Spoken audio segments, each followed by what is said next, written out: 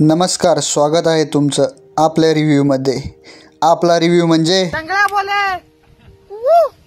नमस्कार मंडळी, स्वागत आहे तुमचं आपल्या आवडत्या यूट्यूब चॅनलवर।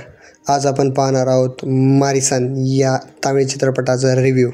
ही कथा आहे दयालन म्हणजेच फहाद फासिल यांनी साकारलेल्या एका तरुणाची, जो आयुष्यात काहीतरी शॉर्टकट शोधत असतो। तो एके दिवशी वेलायुधम पिल्ले या वयोवृद्ध माणसाला त्याच्या सहलीमध्ये भेटतो, ज्यांची भूमिका साकारली आहे वेदी वेल्लू यांनी।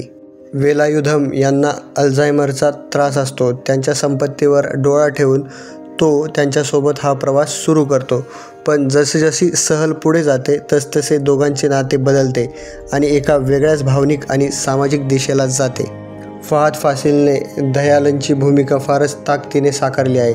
त्यांच्या चेहऱ्यावरचा आत्मविश्वास, बदलती भावना आणि प्रवासातील गुंतागुंत सर्व काही नैसर्गिक वाटतं।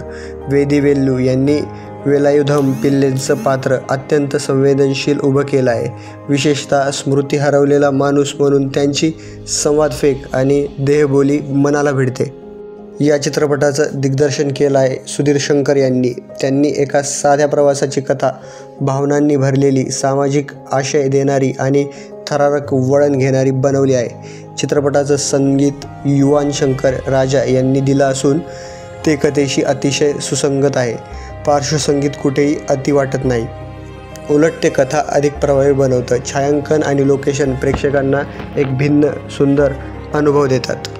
हा चित्रपट वेगळ्या प्रकारे गुंफलेला आहे। पहिला भाग म्हणजे एक प्रेमळ शांत प्रवास वाटतो, पण इंटरव्हेलनंतर थोडासा थराळ, गुंतागुंत आणि आशयपूर्ण वळण मिळतो। कधीकधी काही प्रसंग संथ वाटतात, पण शेवटचा भाग प्रेक्षकाला विचार करायला लावतो। या चित्रपटातील आवडणाऱ्या गोष्टी म्हणजे फहाद फासिल आणि वेदी वेल्लू यांचा दमदार अभिनय, भावनिक प्रवास, वेगळी आणि अर्थपूर्ण कथा, संगीत आणि छायाचित्रण।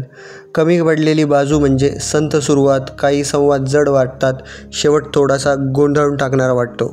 मारिसन हा असा चित्रपट आहे जो नेहमीसारखा नाही। यामध्ये भावना, नातं, न्याय आणि एक अंतर्मुख करणारा विचारसंपन्न अनुभव आहे, जो आपल्याला काहीतरी पाहू इच्छितो त्याच्यासाठी हा सिनेमा चांगला पर्याय ठरू शकतो। एकंदरीतच माझी रेटिंग या सिनेमासाठी 3.5 स्टार आहे।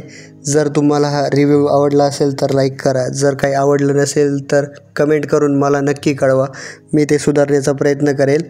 आणि चॅनलला सबस्क्राईब करायचं विसरू नका। धन्यवाद धन्यवाद धन्यवाद।